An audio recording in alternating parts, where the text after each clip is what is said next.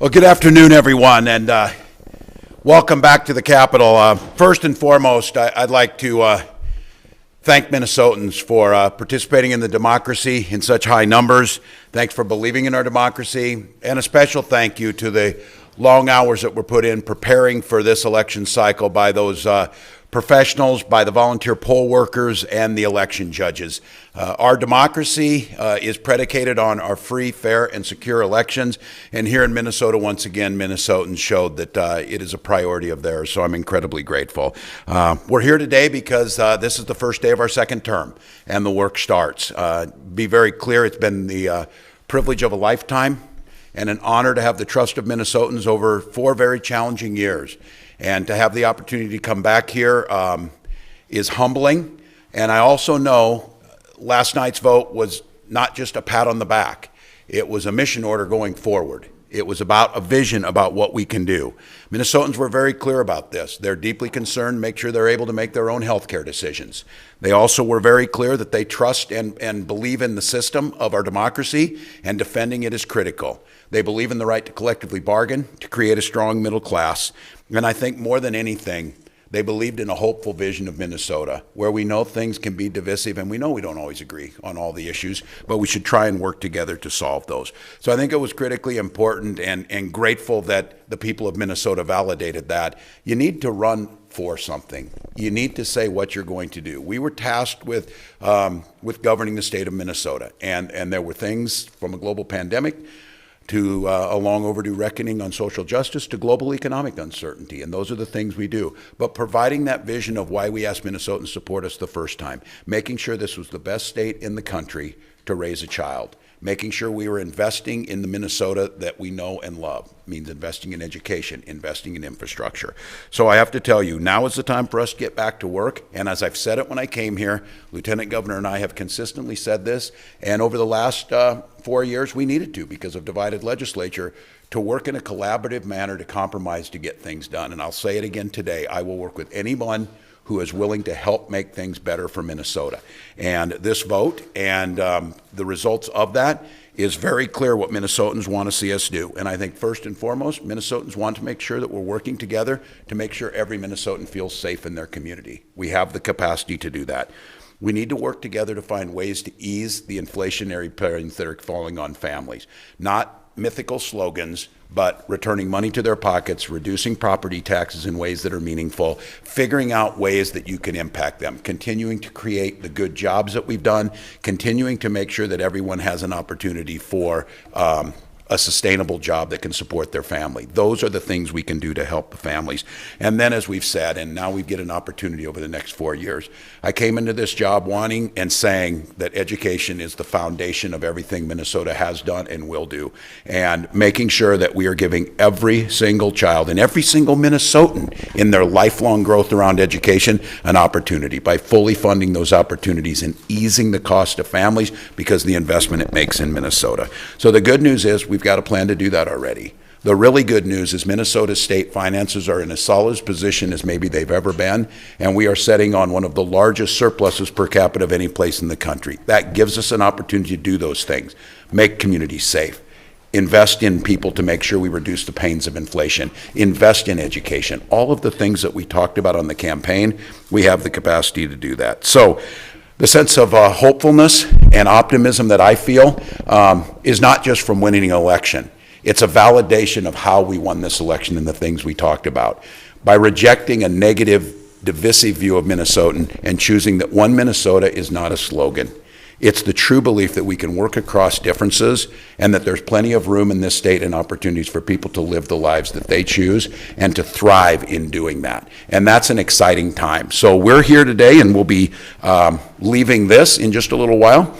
I'll be meeting with the cabinet to talk about the second term, and then we'll be meeting with senior staff. I've already spoken with House leadership in Speaker Hortman this morning, received contact from Senator Miller early this morning too, in the form of a voicemail, and we'll see what Senate leadership is going to look like as we all start to collaboratively work together to prove Minnesota on that path that they spoke loud and clear that they want to see. A one Minnesota that invests in our children, that makes our communities safe, that's innovative around climate change, that makes sure we protect people's rights to make their own healthcare decisions, and we think about what the future is going to look like to make this the best state in the country to live in. So I'm deeply humbled. We slept for a couple of hours, as we said, and now the work starts. And my team, I'm going to give another shout out to them. They have been working for months, working on that budget. You can look at the budget that we released last year to get a pretty good idea of the direction we're going to go. You can look at those things that we said we wanted to get done. We are going to do that. And I think all of us in this room, that it looks like things are shaking out officially on this. There's a change dynamic here now. We're not going to see things that Minnesotans need be stalled. We're going to see things that are able to move forward. And I think working collaboratively, those who want to be a part of that, this can be an exciting and gratifying time, and we can lift Minnesotans up. So I think after some very hard years and an economic instability that's not quite settled yet, Minnesotans and Minnesota state government has the capacity to make that so much easier on folks, and now we can get that done. So just grateful to have been on this journey. We're now 2-0 together. So Lieutenant Governor Flanagan. Thank you so much, Governor. Well, good morning, everybody. Good morning, Minnesota. Thank you. It is the absolute honor of the lifetime to be able to enter into a second term as your Lieutenant Governor and on this team. Last night, Minnesota chose a positive vision and compassion and hope. They chose a future that included and lifted up all of us together. They chose to be good neighbors. Governor Walz and I have always been clear about our vision for Minnesota. As you heard him say, it's one Minnesota. It's about working across lines of difference to find common ground and solutions to the problems that we all face. In the last 4 years, we have made insulin more affordable and accessible. We've invested in our children and in our schools. We established a nation-leading Office of Missing and Murdered Indigenous Relatives. We passed groundbreaking infant and maternal health programs, and we're going to keep doing good work together. We keep moving forward, investing in public safety, education, infrastructure, and the things that make Minnesota, Minnesota. Although I couldn't be happier to have another 4 years with my favorite coworker, I know that Governor Walz and I could not have done this work alone. We work with our fellow constitutional officers and our partners in the legislature. We work with the thousands of state employees who come to work every single day, dedicated to public service, to do the right thing for Minnesotans. And we work with and all communities of Minnesota. Minnesota is strong and resilient because of the people who live here and because of this place. And I can't wait to see what we do together. Thank you. Thanks, LG. And before I take questions, just to make it clear that we understand what our responsibility is in this office to serve all Minnesotans. And to be clear of those of you listening, that means folks whether they voted for us or not. It means folks that don't necessarily agree with where we're at. But in a nation where we're seeing, if we can't find common ground, if we can't agreeably disagree, if we can't show a little grace to one another, it becomes very difficult to govern, and society becomes very tense. And I think for us to understand, making the case that that we want to make sure that those voices are heard, we want to make sure that we're clearly articulating the issues and why we're pursuing some of these policies, and then working to make sure that that is serving the vast majority of Minnesotans. So with that, we'd be glad to take questions. Governor, you repeatedly mentioned that this is your second term. We don't have term limits. What is your plan? Thank you, everybody. I'm just going to, on my 2 hours of sleep that I have been saying, I was walking around saying, well, I'm 9-0 now, and that seems pretty good place to be. So, we'll just get through these next few weeks and get moving. So. That wasn't a yes or no. What does all DFL state government mean for issues like the Social Security income tax, education funding, paid family leave, and the rebate checks that you've talked about a lot on the campaign trail in the last second? Yeah, and again, I want to not get too far ahead, and continue which I think is a great tradition, and I hope the press corps here would, of being accessible and trying to answer those. We're just getting started thinking about this. In fact, it was, around 3 a.m. when Leader Lopez Franson texted me and indicated that it looked like that would be the case. I think what I would say is the resistance to some of these proposals that are very popular in Minnesota have a much better chance of going through. But I think Lieutenant Governor articulated this pretty clearly. We're one piece of this. We work with our legislative partners. We work with the constituents. But I think you could see we were very clear during the campaign that we believe very strongly in fully funding education. That'll be a priority. So I think it probably means at least we're going to discuss these things. And I'll just mention things like, we talked about red flag laws on gun safety and those types of things. We can at least have some hearings and talk these out. So I want the legislative process to work the way it's supposed to, work with them, and that means all members trying to bring forward. And are the rebate checks, those still on the table? You pushed that hard? Yeah, and again, we'll work with the legislature on this. I did work on the campaign trail, and I do think it would ease folks' burdens in inflation, the pressures they're feeling on inflation. So on this one, I think it's something that we're definitely going to talk about. I'll definitely bring to the table and make the case with our partners in the legislature that is something to put out there. I think a holistic plan on how we do this, making sure our budget continues to be balanced. I mean, that's the story in this. There are a lot of things swirling in this campaign. Many of you have covered campaigns for a long time, especially for governor. One of the basic milestones you got to do is you got to balance the budget. You've got to not create deficits. You've got to make sure that you're doing those things correctly, and I think we did that. We'll continue to. John, Yep. Are you still thinking about a special session on public safety here? It's certainly around public safety. We haven't talked yet, and I know that this morning there were some folks on the legislative side mentioned that there was some conversation going on. I haven't spoken specifically on that. I think this is one to get our feet on the ground. I'll go meet with my commissioners, my senior staff, and talk about what's next. I want to be very clear, though. We were very adamant during the campaign that we had a very robust, nearly $400+ million plan dealing and especially dealing with mayors to try and get them the help. So I'm going to leave it on that one, that there's conversations to happen, but we are committed to making sure, especially the way I think our plan approached this, trusting the local leadership in this and getting them the resources to make the decisions they need. There have been crises that you've had to handle in your first term. Assuming there aren't for the second term, how will the second term look and feel different?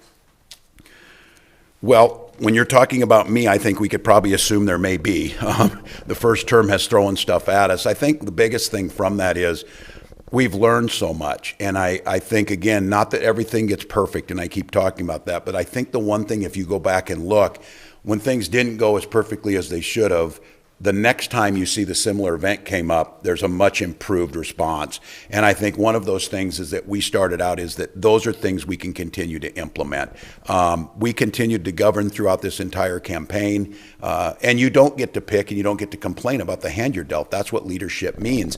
I think the biggest thing of dealing with these crises on the scale that we dealt with, that we're very, very nimble and flexible on moving on other things that we want to continue on. So assuming we continue to manage these things, and we don't know what's going to be thrown at us, because even thinking about this, just some of the things that got forgotten during this time, the avian flu outbreak was a huge threat to our agricultural prosperity, and our teams learned so much from the 2015 outbreak and implemented that. So I think what you're going to see is that move to, that we talked about, more forward-facing dashboard type governance, more of an ability to be flexible and move things. I'm again very proud. It was in our, seems like a lifetime ago, in 2019, we moved on the MNLARS system and were able to repair that. And we've seen that there's been some glitches on other things.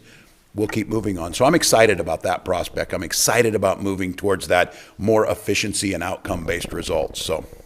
Question, what kind of turnover do you expect in the cabinet, if any, and are you interested in doing some administrative changes such as breaking up Department of Human Services? Yeah, no thoughts on that yet. Again, I'm going to go meet with this cabinet right now as soon as we finish here, and we'll start talking about that. These are individual choices with folks too.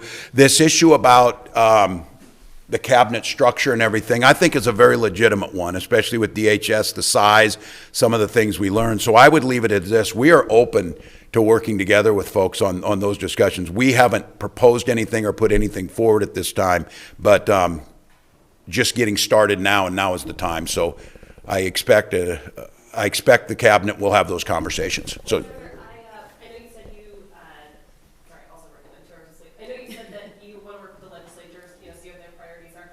But are there other pieces of unfinished business of your agenda that you would like to see quick action on in January, beyond public safety, stuff that was on the cutting room floor? That's a good point. And I say this, and I don't think it was naive. I would characterize it as more optimistic. And I know there were those who said when I first came in and I had experience with the lieutenant governor, was more experienced in state governance, that some of you were very skeptical, and maybe rightfully so, when I said, I think there's things we can get done early on. We can get these things done early on, agree on, clear them off the table. That is very difficult, just to acknowledge. That has been very difficult. So I think I'm not jaded on it, I'm more realistic. The only thing I would say is that there is a new dynamic here in terms of a Senate that is not trying to stall an agenda as much as one's trying to move one. So I would leave it open. I think you should deal with things as they are. I don't think you should view this that we have to play that, May 24th, 3 a.m. shuttle diplomacy or whatever. And I get legislators work that way in deliberative bodies, but I would hope we could come together on this. And I would stress what I think all of you said. I think there's an urgency around some public safety support, and I think there's an urgency around fighting some inflationary pressures. So I'm open to trying to do that, but I am never going to pretend that I know the speed of the legislature now, and the lieutenant governor reminds me of that often. They will move at the speed they are, and they are a separate branch, and they have every right to do so. So yeah, I got Theo in the back. You expected to win last night. That was clear over last week. Yep. Did you expect to have this trifecta? I thought there was an outside chance. I think, candidly with you, I think the things went better. What I had been saying, and I think you have to be careful in this, and you get a feeling of doing this a lot of times, you could see the data, and we don't release anything, but we had a pretty good feeling of where things were at for our race.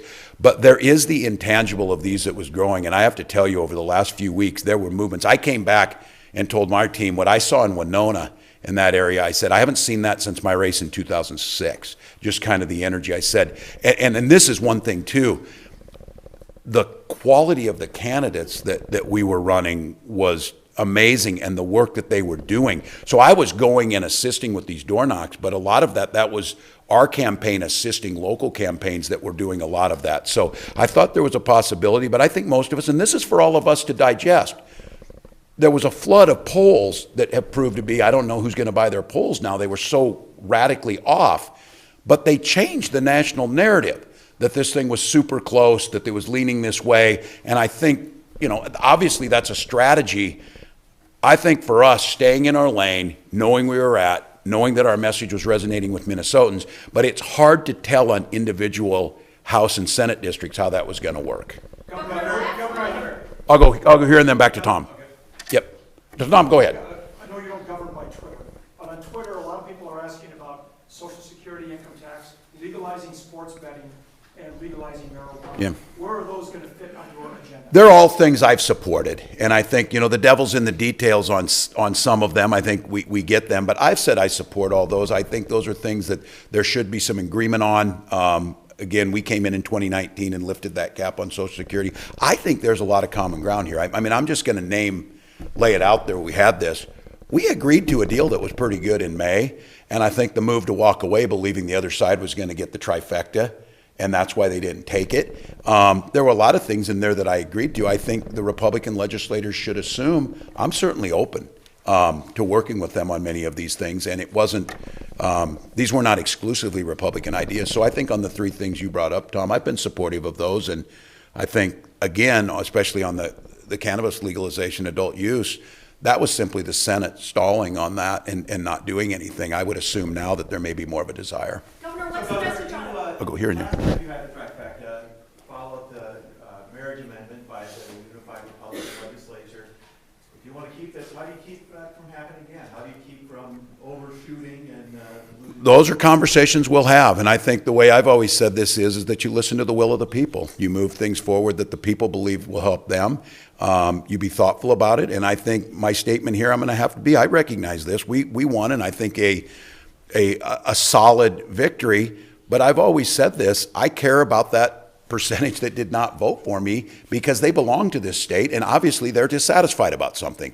So I think the one biggest thing is just listening to where the public's at and delivering on some of those things that that everybody feels like they're benefiting from. Mary, and then I'll go back. How important was the abortion issue, and do you want a bill on your desk to codify it? Some Democrats just said. Yeah, I think it makes sense. I don't think you should depend on the election. I think all of us would be naive to not think. We knew in late June when the Dobbs decision came down that it was horrific. It was horrifically dangerous for women. And I think we were very clear about staying in that. I think a lot of people made the assumption that people forgot about it or no longer had the same impact that it had. No one forgot about it. And so I think it was really big. And I think the contrast couldn't have been bigger in the two candidates. So I think it played a big role. But it kind of set the tone on where we're at. I mean, the irony of this is this is about personal medical freedoms, but we've been talking about protecting those things, and the message on the other side was not that. So yeah. Dr. Jensen brought up the Columbus statute over and over again on the campaign trail, and he was going to put it back up on day one. That's not going to happen. Did Lieutenant Governor talk about? There's a process for. Yeah, sure.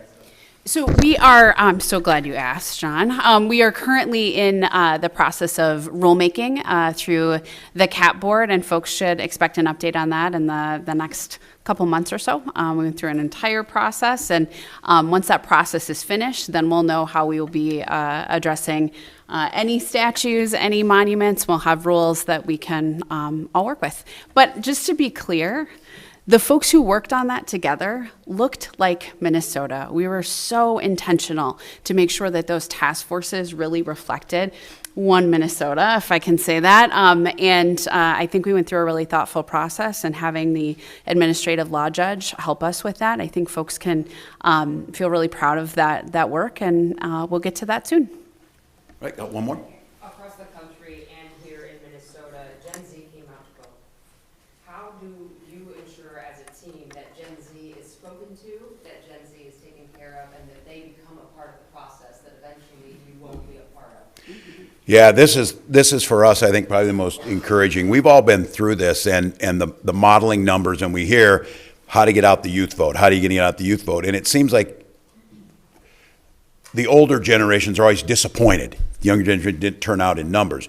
This looks to be different, but it was not just the voting numbers, it was the showing up at events and the vocalization of what they were looking for. And I said, for many of us, it's so encouraging because their message is one of inclusion. Their message is one of tolerance. And this is the generation that was in high school and entering college that went through the turbulence of COVID and watched George Floyd. And I watched them with the sense of optimism of continuing to participate. So I think, in answering your question, is we need to make sure that we're engaging them in the real decision making, making sure that they're setting in rooms where those decisions are made, where they feel like it matters, and delivering on the issues that they talked about. Certainly they came out on issues around choice. They certainly did that. But I think it's more than that. And I think, again, I would ask all of us, what came out of last night, not just Democrats doing better than they were supposed to, but there's a lot of optimism in our system. It feels like there was very little talk of elections being rigged, very little talk,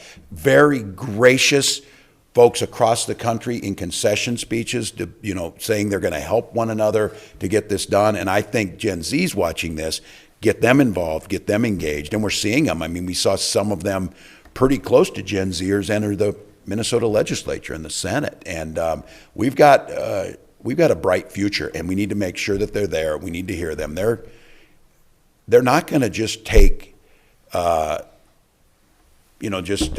platitudes around climate change. They want to see things happen. This matters to them because they know they're going to be around for it. So the takeaways from that was super encouraging. The democracy is strong. People still care. There was decorum in this. There was not violence.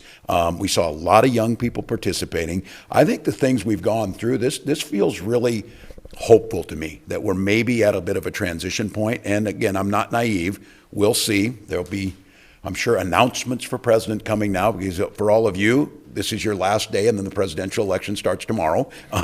People will start announcing, they'll start running, we'll be going into that. And if we have our way, Minnesota will replace Iowa as being one of those very first states so that we can have a say in how that works and that can come here. And so I think that the takeaway, obviously you're always more optimistic when you win elections, but I think one way or another for folks that this election came off with a lot of energy, a lot of participation, not a lot of distractions, not a lot of naysaying, and that I think Gen Z will take a lot from too. So I'm excited about it. But thank you all. We're going to be here a lot with you. Can I do a related question to Lieutenant Governor? You sure On can. Diversity, you served in the Minnesota House in legislature that wasn't very diverse. There was record diversity, women of color, LGBTQ lawmakers coming in. Can you talk about what that will mean?